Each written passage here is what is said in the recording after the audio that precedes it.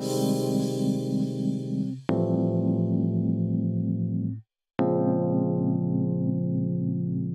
created MC Rent Roll Broking out of many years in the industry, working in banking and finance and understanding real estate agents, commercial strata, their financials, and finding a solution for how they could exit out of their business, but also how they could acquire and find a very simplified way of purchasing businesses, particularly in real estate.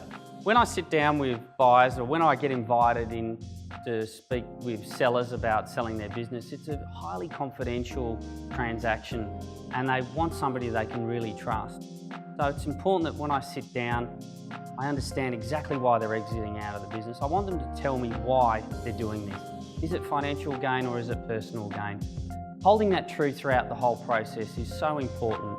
And equally, I can find a buyer that understands why that seller is exiting out of the real estate industry. They've really got to understand what is a real estate, whether it's residential, commercial or strata selling for. So I'm always on top of what the multipliers are, how high or how low, what is it that we're actually got in this business that we're selling right now or what we're buying if I'm doing due diligence for a buyer.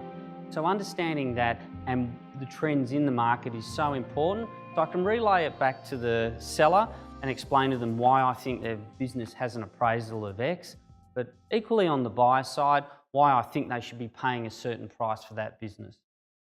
One of the things that I always try to hold true throughout the whole process is that there's confidentialities that have to be kept, and that has to be the most sacred thing during the whole process.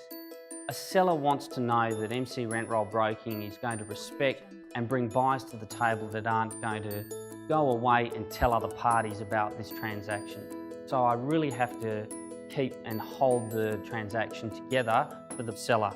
On the buyer side, it's really important that they understand that I have a seller that's getting out and selling a business. You only sell a business once. So it's important that the buyer understands that the seller is doing this for the right reasons and therefore his staff or people around him are not to know.